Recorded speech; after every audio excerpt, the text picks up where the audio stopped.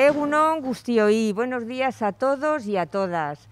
La verdad es que es un placer que la Fragua de Vulcano nos dé la ocasión de reencontrarnos con viejos amigos muy queridos de la ferrería y que también este tema haya suscitado el interés de otras personas, ver caras nuevas, la mezcla nos gusta mucho, así que os transmitimos, yo, Marta Zabal, la directora de la ferrería, la felicitación y la ilusión que nos hace por parte del equipo. Estamos poquitos, aunque parezca que no, porque todos sabemos qué circunstancias atravesamos y que tenemos que cumplir las normas, las restricciones de aforo, pero pensando en esas personas que lamentablemente no han podido venir, estamos grabando esta sesión, esta jornada en vídeo, de ahí los focos, Edorta, que le hemos buscado un hueco en ese córner, y en muy pocos días vamos a compartir esta conferencia en el canal de YouTube del museo y lo anunciaremos puntualmente en nuestras redes sociales. Bueno, a esta fragua hemos dedicado muchísimas sesiones y seguiremos haciéndolo al arte en hierro, a la forja artística, que es lo nuestro. Pero nos apetecía también darle la vuelta a este binomio y centrarnos por un día en cómo esta vieja industria se ha retratado en distintas manifestaciones artísticas. Y teníamos muy claro que teníamos que empezar con la Fragua de Vulcano. Haya habido un consenso del equipo 100%. Yo no sé si es una obra maestra, para eso está Ana Prestamero que nos lo va a decir, pero todos sabemos que es posiblemente de las obras más célebres del pintor Velázquez, que podemos admirar y readmirar cada vez que acudimos al Museo del Prado, a cuya colección pertenece. Y si alguno de vosotros no lo conocéis, sería, pues, yo creo que es una buena iniciativa después de hoy que os animéis a hacer esa excursión. La Fragua de Vulcano es un cuadro riquísimo, con muchos matices y muchas posibilidades de lectura. A Ana le va a costar en apenas una hora resumirlas, porque se puede hablar de en qué momento de la trayectoria de Velázquez se pintó, de la escena que retrata, de la representación de un mundo mitológico propio del mundo clásico. Y a nosotros nos interesa tanto la escena como el escenario, que como os podéis imaginar ha sido el argumento, la excusa para traer a colación hoy este cuadro de Velázquez.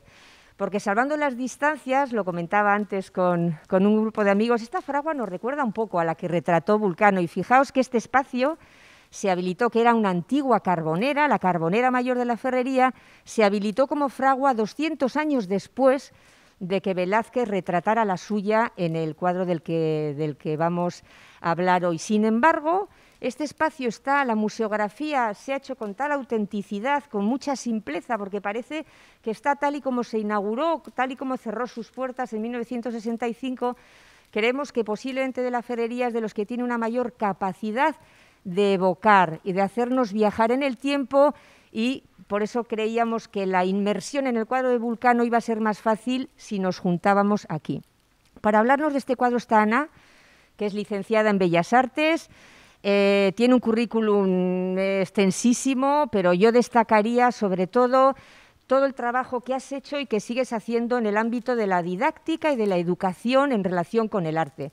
El año pasado tuvimos oportunidad de comprobarlo, tus conocimientos y tu habilidad en la didáctica, en la conferencia que diste sobre la historia del grabado en el homenaje a Delmas, hace un año exactamente. Pues ese mismo día, cuando acabó todo y estábamos más tranquilas, dijimos, Ana, hace mucho tiempo que el equipo de esta ferrería persigue hacer algo con la Fragua de Vulcano. ¿Qué se te ocurre? Entonces, lo que para nosotras fue una simple idea, un enunciado, un titular, ella le ha dado contenido y lo ha transformado en la conferencia de hoy, para la que va a contar además con la ayuda de Luisma Turuelo, nuestro herrero, que conoce como nadie este espacio, y Luisma entrará en escena cuando ellos convengan, pero fundamentalmente en esa parte en la que Ana nos hable de la fragua como instalación, como oficio, como trabajo del herrero, de todas las herramientas al servicio del herrero para domar el hierro y para fabricar todo tipo de utensilios metálicos, incluidas armas y armaduras, que también de eso va la Fragua de Vulcano. Nada más, yo bastante he hablado. Eskerrik asko, Ana, Luisma, y a todos vosotros porque dais vida al museo y nos permitís que saquemos adelante una programación que cada año preparamos con mucha ilusión, con responsabilidad y también con un cierto grado de incertidumbre. ¿Habremos acertado, no? Siempre pensamos.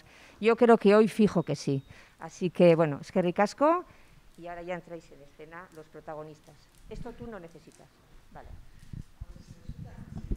Bueno, Egunon, buenos días, soy Ana y efectivamente, como ha comentado Marta, vamos a hablar sobre la fragua de Vulcano, una pieza de Velázquez que está en el Museo del Prado, datada de 1630 aproximadamente, entre el 29 y el 31, que es el primer viaje que hace a Italia Velázquez, y que va a marcar un punto de inflexión en las cuestiones artísticas porque va a comenzar, digamos, el viaje hacia el naturalismo. Luego lo iremos desarrollando.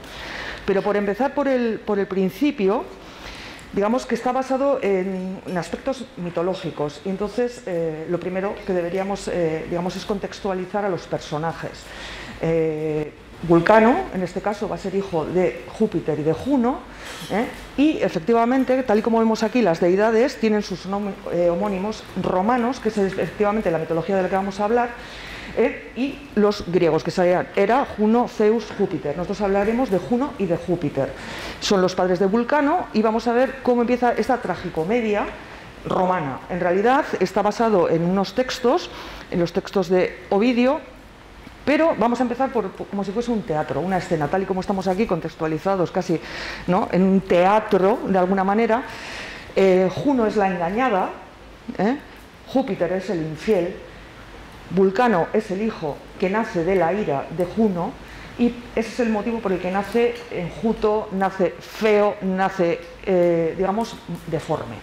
Y su madre, en este caso, lo expulsa del Olimpo de los dioses. De hecho, en la anterior diapositiva, si vemos las deidades del Olimpo, no encontramos a Vulcano, porque Vulcano fue expulsado nada más nacer por su fealdad. Fue expulsado, en este caso hay muchas, digamos que estamos hablando de mitología, con lo cual no tenemos unas referencias exactas, hay muchas variables. Podíamos contextualizarlo en la isla de Vulcano, enfrente de Sicilia, de las costas de Sicilia, podíamos localizarlo bajo el Etna, que es allí donde se gesta la fragua, en el Stromboli.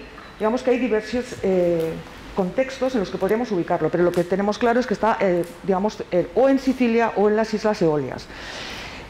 Los cíclopes van a ser sus acompañantes, sus maestros, en este caso, de la ferrería, y va a aprender, digamos, la maestría. De hecho, se va a convertir en el dios del fuego, el dios de los volcanes.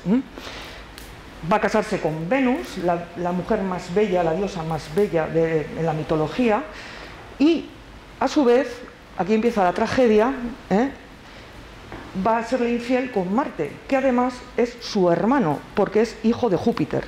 No de Juno, pero sí de Júpiter. Digamos que Júpiter, en este caso, era un infiel redomado, tenía a su mujer Juno, pero además tenía múltiples amantes que dan a todas esas deidades un nombre. Y finalmente aparece el chivato. Como en toda buena comedia, en toda tragicomedia, va a aparecer el chivato. El chivato va a ser el dios Apolo, el dios del sol, el que nos da la luz, el que nos hace ver en la oscuridad.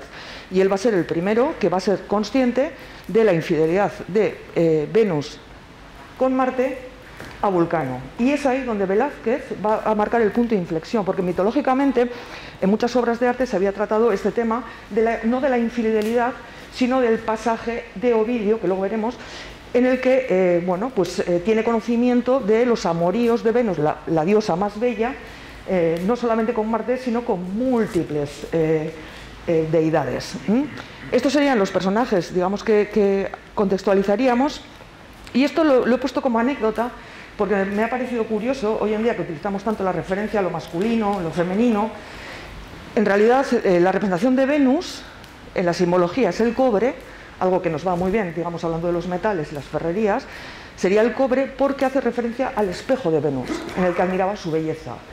Y en el caso de Marte, que es el infiel, el amante, es el hierro, y sería su escudo y su lanza. Y hoy en día son elementos que utilizamos para representar lo masculino y lo femenino. Todos los metales, a lo largo de la historia, han tenido sus referencias en las deidades. No solamente en el ámbito de la alquimia, como puede ser estas representaciones alquímicas, sino en todas y cada una de las culturas, en cada una de esas religiones que conocemos, el sol ha sido siempre representado con el oro. De hecho, si nos fijamos en la Iglesia Católica, los cálices son de oro. ¿Por qué? Porque se consideraba el metal incorruptible. Hoy en día se sabe que efectivamente no es incorruptible, pero se consideraba que era el que aportaba la luz, el que era incorruptible. Luego representaba tanto en los aztecas, los mayas, los egipcios. Si comenzamos a remontarnos hacia atrás, vamos a ver que siempre el oro, el metal, oro, digamos, por su pureza y por su rareza y por su refulgir, de alguna manera representaba a ese dios. En cambio, cuando hablamos de las mujeres, de las diosas, la representación siempre va a ser la luna, la plata, en este caso. Pero si nos fijamos, el cobre sería Venus, hierro sería Marte, el estaño sería Júpiter, el plomo sería Saturno, Mercurio es Mercurio, en este caso. Bueno, esto como anécdota. ¿Qué cuenta la narración mitológica? Bueno, pues parte de los textos de Ovidio, de la Metamorfosis de Ovidio. En el libro cuarto se hace referencia a la infidelidad de Venus a Vulcano. El dios Apolo, en este caso, es consciente, es el primero que observa cómo ambos están yaciendo y rápidamente va a hacer esa función de chivato, va a ir a contárselo en este caso a Vulcano, ¿de acuerdo? ¿Cómo empieza la historia? En realidad Júpiter, digamos que era el dios de los dioses del Olimpo, y bueno, pues efectivamente era un hombre, un dios, una deidad, pues en fin, que tenía muchas amantes. La cuestión es que su mujer, Juno, sabiendo que de esas infidelidades, tiene relaciones obviamente con él y fecunda a Vulcano en un momento de ira. Esa ira lleva como, digamos, conclusión que Vulcano, en el momento del nacimiento, nace pues deforme, muy feo, y la madre lo que hace es expulsarlo del Olimpo. Por eso, en la primera diapositiva que veíamos todos los dioses del Olimpo, no aparece Vulcano.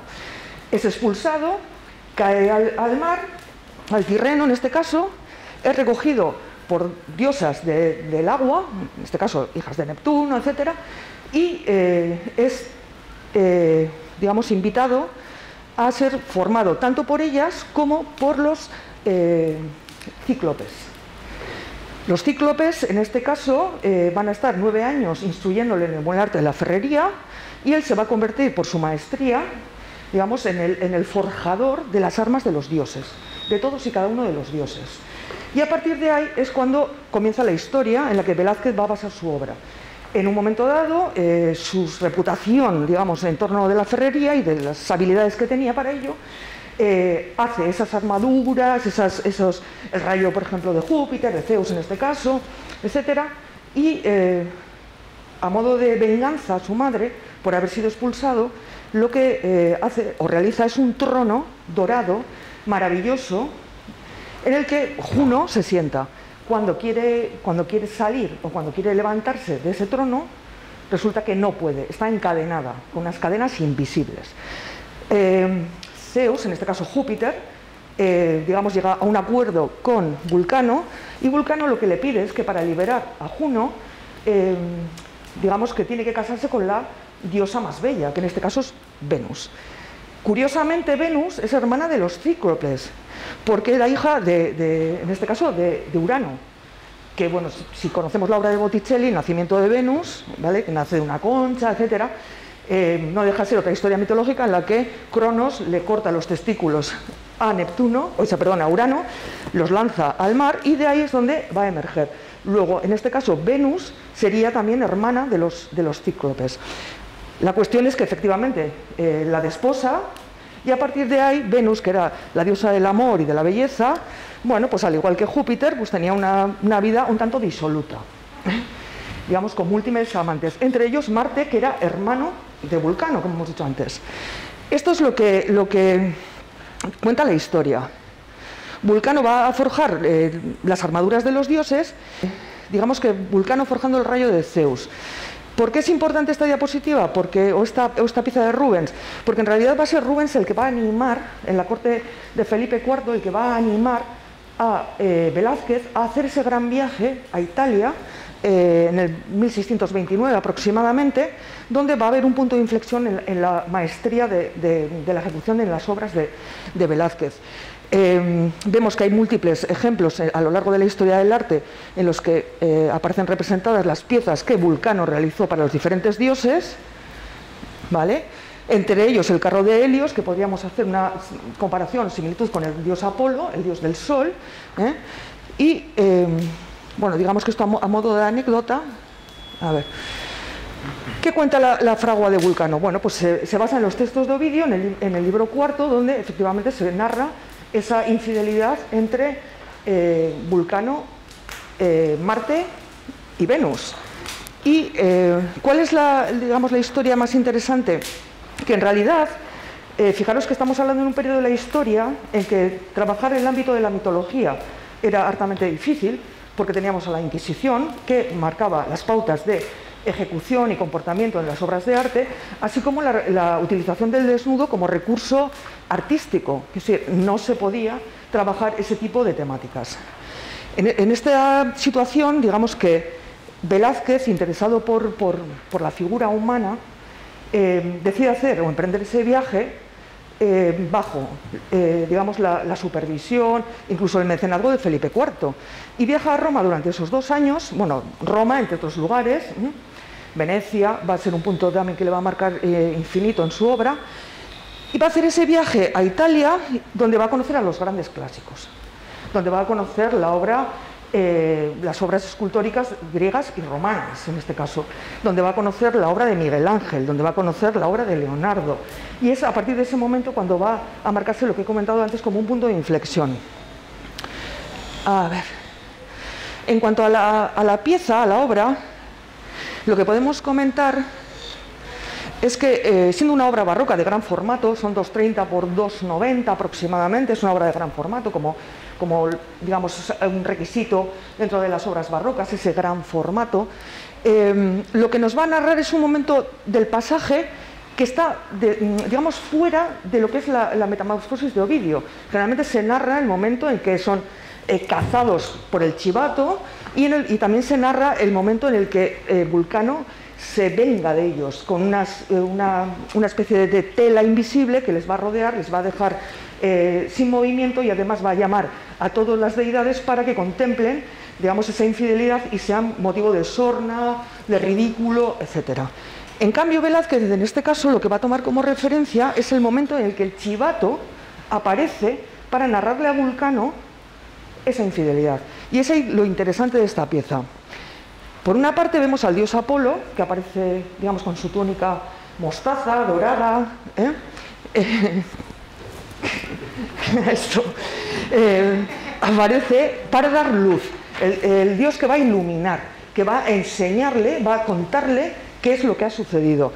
Pero lo llamativo de esta pieza es que los personajes principales que están alrededor del yunque, Vulcano es el enjuto, el deforme, el que vemos justo después de Vulcano, después de Apolo, y luego vemos a los cíclopes, en este caso humanizados, no tienen un solo ojo, sino que están humanizados. Lo interesante de esta pieza es que la deidad está efectivamente contemplada digamos, en el ámbito clásico, es una deidad, aparece, digamos, idealizada de alguna manera, mientras que en el resto de la composición los personajes están humanizados. Digamos, se van acercando al naturalismo, a ese realismo que vamos a ver en otras de las piezas. ¿Dónde encontramos lo interesante? En las expresiones. Digamos que era un momento de la historia en el que las ejecuciones se hacían, eran grandilocuentes. Todo se contemplaba desde un aspecto de doctrina, de enseñanza, todo se idealizaba. Y en cambio aquí nos acerca a ese naturalismo, a esa expresión que tiene en este caso Vulcano de sorpresa, si nos fijamos en su rostro, así como los cíclopes, en el caso del que encontramos justo en la parte central, con esa cara de estupefacción, luego empieza a remarcar los sentimientos, las emociones, algo que en la historia del arte no había sido incluido. Por otra parte, la maestría en esta pieza, en cuanto a composición, digamos, es ver, por ejemplo, el tratamiento del escorzo, que es escultórico, el contraposto de Vulcano, que no hay que olvidar que era cojo, porque cuando cayó Tirreno se partió las dos piernas y de ahí su cojera, además de su deformidad, fealdad, etcétera. Lo vamos a ver en esta inclinación, en esta angulación que tiene tanto en los hombros como en la cadera, remarcando ese hándicap que tenía. Eso, digamos, le acerca a ese naturalismo, a esa búsqueda de la expresión, de la realidad, de, digamos, acercarlo a lo humano, no a lo divino. En cuanto a la cromática, lo que sucede en esta pieza es que nosotros, en aquella época, en el siglo de oro, efectivamente la referencia era Caravaggio y el tenebrismo, la oscuridad, el dibujo sobre el color. Todas las figuras aparecían realmente definidas sobre lo que van a ser los fondos. En este caso vemos que hay un avance en cuanto a la cromática porque aparecen esos tonos, en este caso fríos, el azul y el verde del paisaje que aparecen por la ventana, así como en la túnica de Apolo. Digamos que esto es realmente un avance en la obra de Velázquez porque nos hace referencia a ese viaje a Venecia, donde conoce la paleta italiana. Por otra parte, la composición es absolutamente barroca, funciona en elipse, partimos del dedo índice de Apolo, marca Vulcano, giramos alrededor de los cíclopes y volvemos otra vez al punto de partida. Esto era muy habitual, así como la triangulación que existe hacia el fondo. Esto que en realidad estamos hoy en día muy acostumbrados, digamos que cuando hablamos de perspectiva, no era un habitual. Generalmente eran planos cortados, las figuras superpuestas, con un corte perfecto. Digamos que no había una naturalidad, no había una visión espacial. En cambio, en esta pieza nos invita a Apolo, además de ir el viaje hacia Vulcano, irnos hacia el fondo, donde aparece un cuarto cíclope. Esto, por ejemplo, es una aportación que hace Velázquez, ya que en todos los escritos habitualmente se habla de tres cíclopes, que eran el rayo, el yunque y el chimista, el rayo, el yunque y el relámpago, no me salía, el relámpago. Esos eran los tres, pero aparece un cuarto en escena que en algunos escritos mitológicos aparece, que es el hijo del yunque. En este caso sería el cuarto, el menos definido, el que nos invita a hacer ese viaje a través del espacio, esa apertura espacial, que luego lo vamos a ver en las meninas y en otro tipo de piezas. Bueno, pues esto es una aportación de Velázquez en esta obra. Por otra parte, aparece contextualizado dentro de la ferrería, con todos los elementos que aquí Luisma ha aportado. De hecho, el candil, lo hemos cambiado de sitio. Entonces, si quieres, explica un poco las piezas. Bien. Vemos que en el cuadro de Velázquez nada ha cambiado con lo que tenemos actualmente en la fragua de la ferrería. Tenemos un hogar que no se ve, está detrás de los cíclopes. En esa parte tenemos una chimenea. Y yo veo una chimenea muy moderna. Nos podemos imaginar un hogar como este, un horno como este, sin ningún tipo de laterales, de extracciones. Ahí tenemos una chimenea parecida a la de un hogar, y yo ahí dudo, yo veo ahí un gran fallo, A ver, algo que sucede en esta obra es que efectivamente los elementos que aparecen representados dentro de la pieza están contextualizados en el siglo XVII. Esto es, la armadura, por ejemplo, pertenece o se supone mitológicamente es la armadura de Marte, precisamente está realizando la armadura del amante de su mujer, pero esa armadura efectivamente no tiene nada que ver con las armaduras griegas ni romanas, sino que es una armadura que pertenece al siglo XVII, al igual que las piezas que aparecen en el fondo, que se supone que es la armadura de Aquiles, tampoco está contextualizada en el periodo de Aquiles, sino que está contextualizada en el siglo XVII. Y igualmente la chimenea hace más referencia a Flandes, por ejemplo, que a la contextualización de la época, porque efectivamente, como decía Luisma, estaríamos hablando de algo similar a esto y no precisamente a una chimenea tipo bodegón. Eso es, correcto. Bien, pues de la fragua necesitamos algo muy sencillito, como es un hogar, combustible, materia prima, es decir, en este caso tenemos carbón vegetal procedente de poda, y detrás de este muro tenemos fuelles manuales que insuflan aire al hogar. Podemos observar también en esta parte de aquí de la chimenea, ahí tenemos una cadena. Posiblemente los fuelles estén detrás de esa chimenea, no se ven. Por eso voy diciendo que es algo muy parecido, no ha cambiado en nada.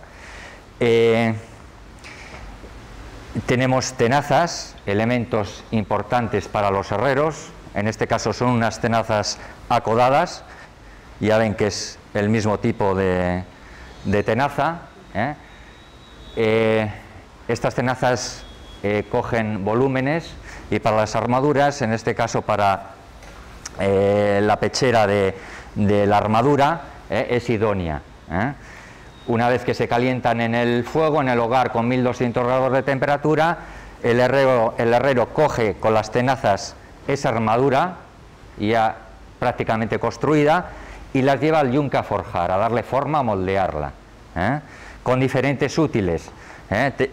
Difícilmente podemos darle el acabado final a una armadura, a una pechera en esta parte del yunque. Vemos aquí una bigorneta, una bigornia. Es un útil más pequeño, poco más grande que esta bigornia que tenemos aquí. Va introducida, ahí la tienen encima de otro cepo de madera, como está suplementado el yunque, en el yunque vasto, vamos a decir, en la mesa basta de trabajar, y aquí le vamos a dar el acabado final en estas bigornetas pequeñas. Lo mismo, van introducidas dentro de los agujeros del yunque, más modernos, o si no van sobre, ya vemos que aquí que está sobre una viga de madera, sobre un tablón de madera. Ahí le daríamos el acabado a lo que es la pechera del caballero. Ahí vemos mejor la bigorneta, vemos estas tenazas, estas mismas tenazas. Es lo primero que tiene que saber hacer el herrero, forjar sus propios elementos, tenazas. Estas son unas tenazas planas, idóneas para coger. Ya tenemos preparada una chapa de metal para elaborar esa supuesta armadura, esa pechera. Bien, luego utilizaríamos estas acodadas cuando ya le vamos dando volumen. Podemos observar los colores de la chapa. Vemos los colores de la chapa, esos colores anaranjados, amarillos, son reales. Cuando sacamos del hogar el hierro, se forman unos colores con los que el herrero ve y trabaja, es decir, forjamos.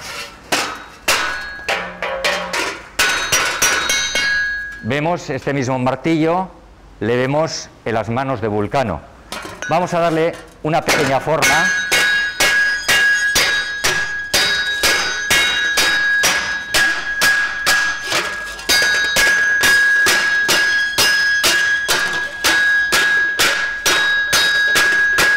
A base de golpes se le va dando volumen a las piezas.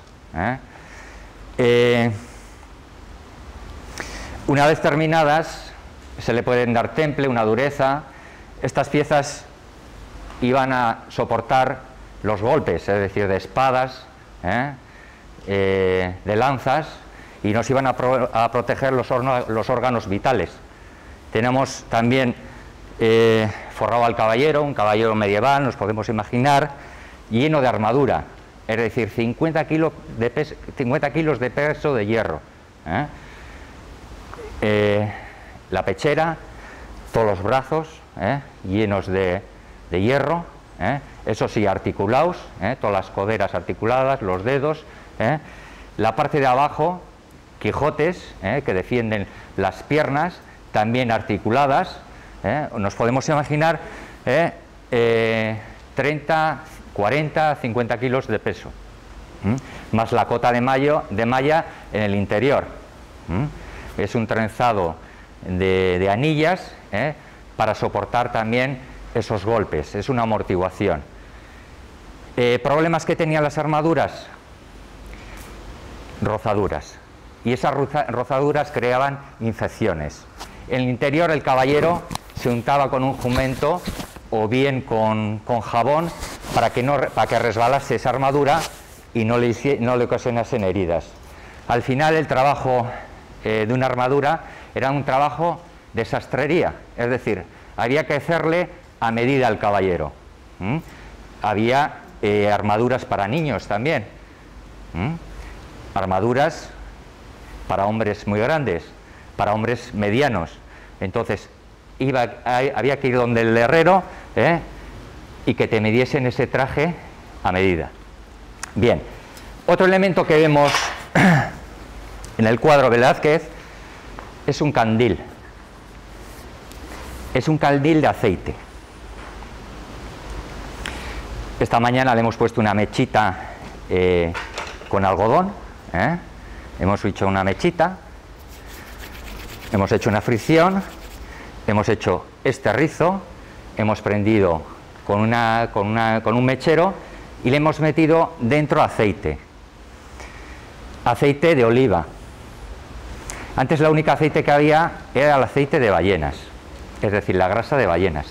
Se capturaban las ballenas y ese aceite alumbraba a media Europa, a casi toda Europa. Hoy en día tenemos, después de los candiles de aceite, ha habido candiles de carburo, hasta que llegó la electricidad. Bien, aquí en esta parte vemos lo que hemos dicho antes, todas las protecciones de los brazos, y también vemos, no sé en qué punto se veía, también la protección de los Quijotes, toda la parte de abajo. Aquí vemos cuencos, que se hacen cuencos también hechos de hierro, y bueno, pues en cuanto a los martillos, vemos que son los mismos, el que está utilizando Vulcano, ¿sí? Y bueno, un poco referencia a los elementos que tiene, que se parecen y que hay y que existen en fraguas como esta al día de hoy. La cuestión es que, fíjate que el candil, que casi pasa desapercibido, porque no sé si llegamos a verlo, está justo situado aquí. En principio, dentro de la iluminación de una fragua sería uno de los pocos elementos, eso y antorchas que también se solían colocar. Lo curioso de esta pieza es que es realmente luminosa, porque este es otro de los avances, o digamos de ese avance que toma en su viaje a Roma, que es la apertura de los espacios. La iluminación entra del exterior por la ventana, Apolo con su aureola de Dios Sol nos ilumina toda la fragua, algo que no era, digamos, así, tampoco está contextualizado, digamos, de una manera realista, sería una zona mucho más oscura, mucho más lúgubre, y en cambio aquí aparece absolutamente iluminada. Y el tercer punto digamos, de reflexión de la luz va a ser la chapa, precisamente con ese cromatismo rojo. Quizá en la diapositiva no se aprecia perfectamente, pero si tenemos la oportunidad de visitarlo en el Prado, vamos a ver cómo los tres focos van a ser exactamente esos: la ventana, la aureola y el hierro. Y en cambio el candil no aparece prendido. Es algo curioso. En realidad la cromática cambia tanto, en el sentido de que son tonos terrosos, son tonos sucios de alguna manera, son terciarios, precisamente para hacer alusión a ese ambiente que había dentro de las ferrerías, pero en este caso absolutamente iluminada, porque el dios Apolo en este caso es el que ilumina con su verdad.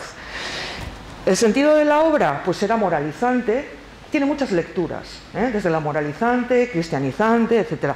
Los dioses paganos no eran representados en la pintura del siglo de oro español, ni muchísimo menos, pero en este caso, digamos que hay dos lecturas que son interesantes. Una es el valor moralizante, la verdad siempre triunfa porque todo lo ve. Luego la verdad es la que cuenta Apolo, es la palabra sobre las acciones mundanas, que sería pues el caso de Marte y Venus. Y hay otra que es muy interesante, porque siempre hemos considerado que el arte lo aprendemos con letras mayúsculas, ¿verdad? La A de arte. Esto no ha sido siempre así. El arte, digamos, concebido como arte, precisamente en España, va a ser a partir del siglo XVII, donde había, digamos, los aspectos artísticos se consideraban algo similar o parecido a cualquiera digamos, de las acciones que podía hacer pues un herrero, un zapatero, etcétera, cualquier trabajo manual. En el caso de Velázquez, lo que él intenta imponer, digamos, de alguna manera, esa idea de lo sublime del arte, porque es conceptual. digamos, hay que utilizar otras cuestiones aparte de las manuales. En aquel momento de la historia, la pintura era considerado pues, un oficio. Y esa es una de las lecturas que tiene, digamos, el representar los valores de la pintura como concepto, como idea, y eso que era el trabajo manual, burdo, rudo, de, por ejemplo, en este caso, en una ferrería. Esas serían dos de las lecturas que tendría esta pieza. Sus referencias, pues obviamente Miguel Ángel va a ser una de sus grandes. Hay muchas, Tiziano, Tintoretto incluso. Digamos que él va a poner en valor todo eso que va a aprender en Italia, pero sobre todo va a tener en valor el ámbito escultórico, el ámbito del cuerpo, la representación del cuerpo real. Es decir, hasta ese momento de la historia los cuerpos aparecían idealizados. Luego, debajo de esa piel no había huesos. En cambio, si nos fijamos en la pieza de Velázquez, adivinamos una anatomía perfecta, un estudio anatómico perfecto, en la que efectivamente tenemos piel, pero debajo de la piel tenemos huesos. Esto es algo que, por ejemplo, nos puede recordar la estatuaria gótica, se me ocurre, donde todo era, digamos, como de cartón piedra. O sea, no estaban articulados, no estaban musculados. Él lo que busca es la verdad, representar esa naturalidad. Otra de las cuestiones que va a tener como referente es a Leonardo y el esfumato. Algunos, supongo que, algunos que conozco además saben lo que es el esfumato, quizá otros no, digo por explicarlo. No, bien.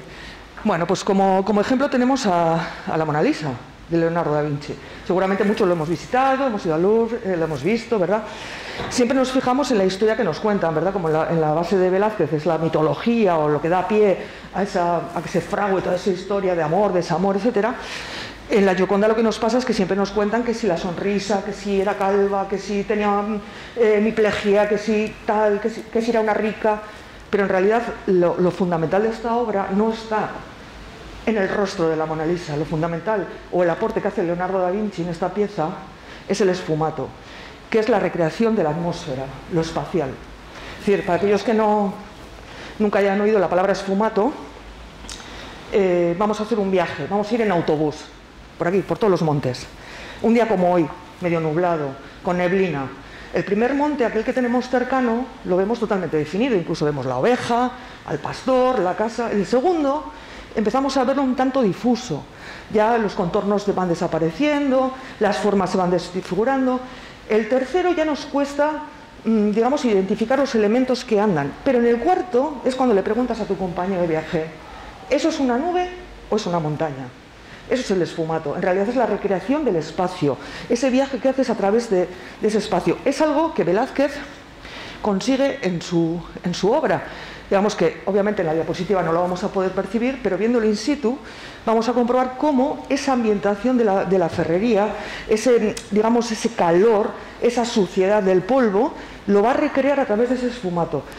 No definiendo los contornos, como se hacía previamente, dándole esa apertura hacia el cuarto cíclope que no suele aparecer en la mitología, digamos el hijo del yunque, y abriendo el espacio hacia esa forma de desdibujar las formas.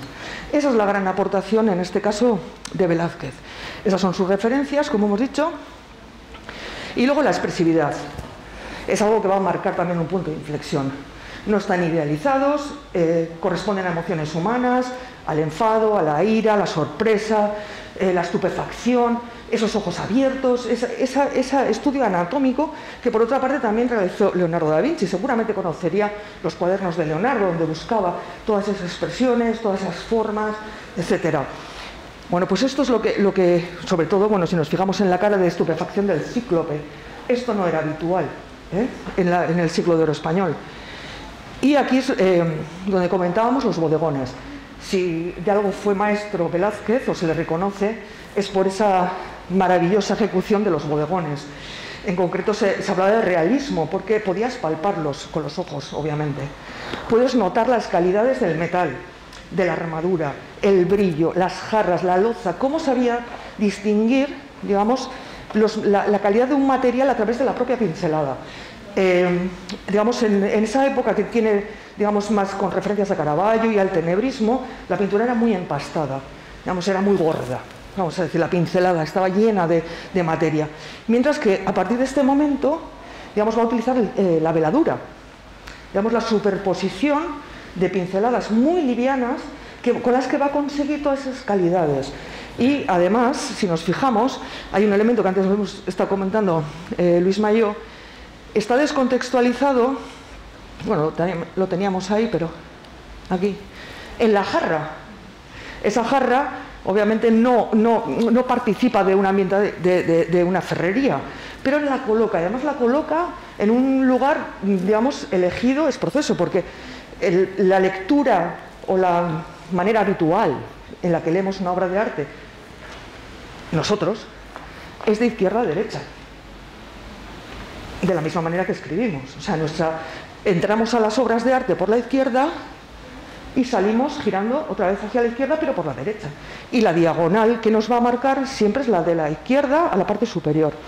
De manera que la coloca en un punto, digamos, súper especial, y además que hace un contrapeso con la iluminación de la aureola del propio Vulcano, o sea, perdón, del propio Apolo. En fin, esto es lo que se refiere a la pieza. Y efectivamente el resto de la composición funciona a modo de bodegón. Los elementos que se le atribuyen a Vulcano, pues el yunque, las mazas, las pinzas, todos esos elementos no dejan de ser una composición de un bodegón naturalista en el que aparecen personajes representados, se hace un estudio anatómico espectacular, y todas esas aportaciones que va a ir haciendo hacia ese cambio en la historia de la pintura. Aquí tenemos las piezas de la ferrería. Otras representaciones de las fraguas ha habido múltiples, muchísimas a lo largo de la historia, anteriores y posteriores a Velázquez. Es un tema muy recurrente porque tanto por el contraste lumínico que se produce dentro de una ferrería, por la fortaleza de esos cuerpos hercúleos, por la suciedad, todos esos elementos, digamos, que iban muy ad hoc con los gustos de la época, pasando por diferentes momentos.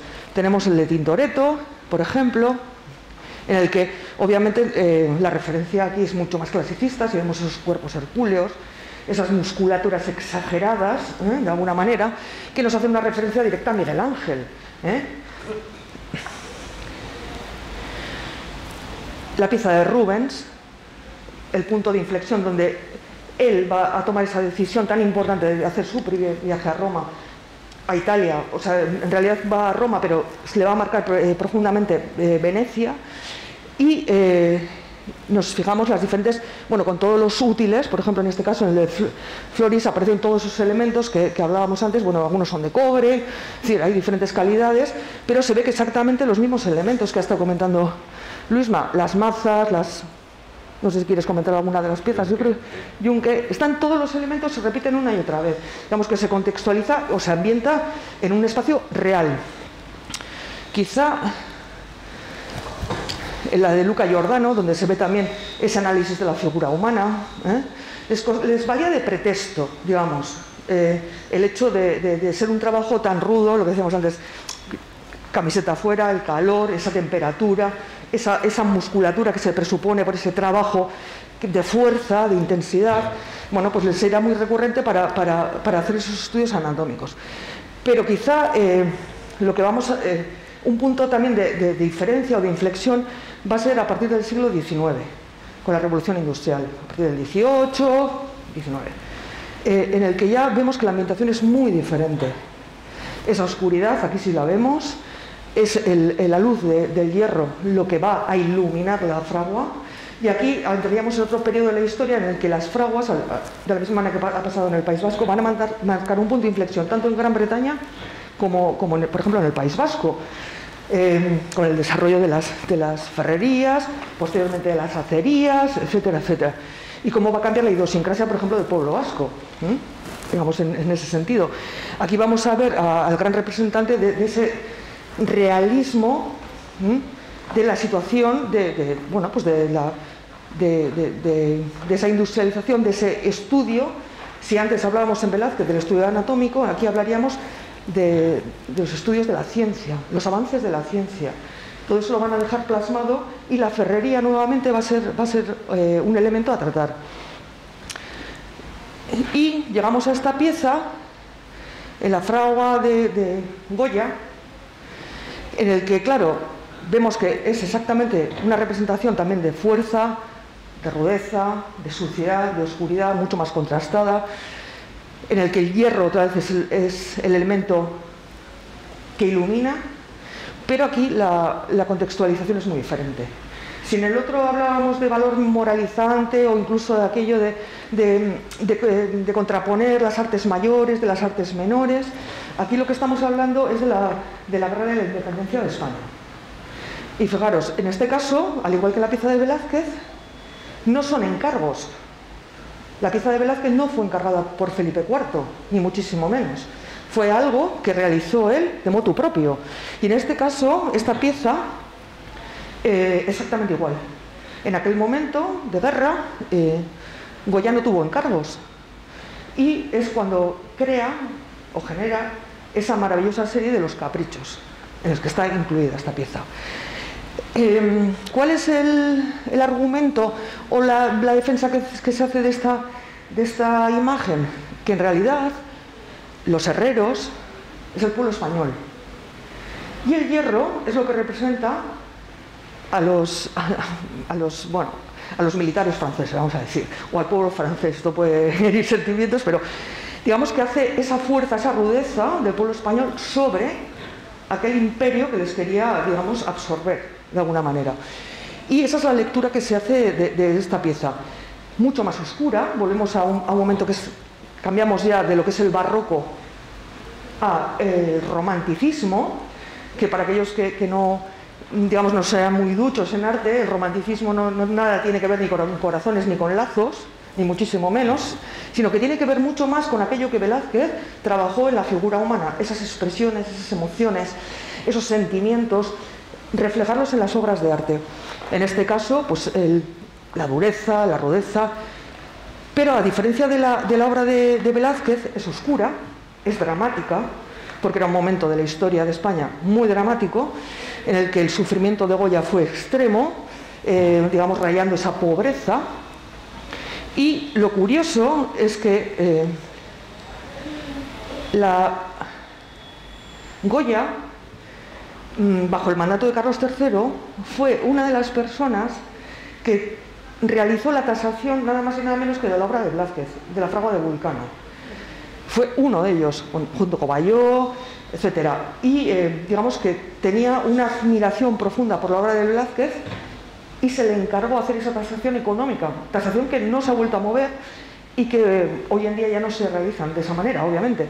Y fue tasada en 80.000 reales. La pieza de Velázquez. O sea, la relación entre Goya y Velázquez en ese sentido no solamente es de admiración, sino que hubo esa participación para tasar la propia obra del maestro Velázquez.